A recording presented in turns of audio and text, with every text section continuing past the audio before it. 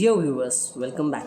In continuation to my previous video on design thinking, today I have come up with the topic which is introduction and general design consideration in machine design. Every day we come across a number of machines which help us and make our lives very easy. So this topic we will be learning with the help of design thinking. Whatever topic I am going to teach here on my channel will all be through design thinking. So let's get into our video.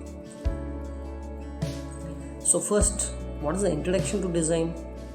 It is the formulation of plan for the satisfaction of a human need. Each and every individual is unique. Similarly, each and every individual's design considerations or the design they need in their lives is entirely different. So sometimes the particular need to be satisfied is well defined and sometimes it's not. So that is where your design thinking comes into play.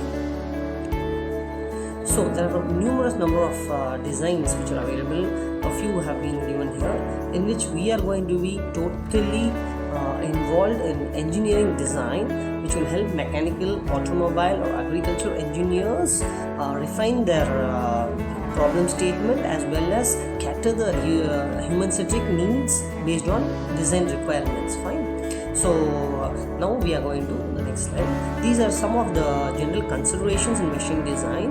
First one is the type of the load, second one is the motion of the parts, and third one is the selection of materials. When it comes to the load, it has to be analyzed using softwares like analysis or something like that. Whereas when it comes to the motion of your parts, you have to be thorough with your kinematics of machineries and dynamics of machineries. When it comes to the selection of materials, two major criteria are there. First is the properties which you are expecting in your design, like strength, durability, flexibility, weight, as well as the resistance to heat and corrosion. And major second part is like the availability of that material which you are selecting, as well as the financial constraint. The project managers have defined like what is the financial availability to complete your project. So selection of materials. And when it comes to your next slide, it is like the form and size of the parts, as well as the frictional resistance and lubrication, and the convenient and economical features of the parts. All these three are self-explanatory, and you have studied it in your fluid mechanics, in your kinematics of machines as well. So in continuation to this, we have to have a major consideration on this factor of safety. It is the ratio of the component strength to the working or the allowable stress. The strength can be anything the designer chooses it to be. It should be often the yield stress to the ultimate stress, and the fatigue stress to the permissible stress, actually permissible or allowable stress.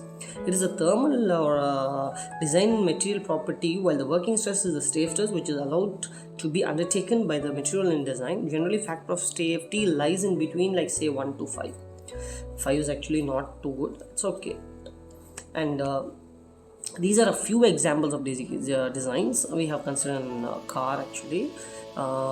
Even in more successful brands like Honda City, they have now come up with the 5th generation. So generation 1 is over, 2, 3, 4, 5. In every generation they come improvising by the R&D department.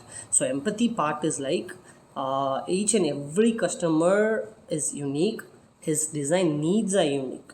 And when it comes to definition, when it's even a car which has been in existence for decades, people have a variety of choices, and their needs never end. We cannot satisfy them, so always there is space for improvement.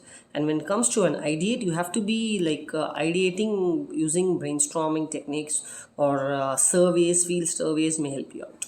When it comes to prototype and testing, you have to have some knowledge on ANSYS, which is your analytic software, as well as your AutoCAD. And finally, when it comes to a test mode, you have to take it back again to your customers for reviews before getting into a batch production or mass production.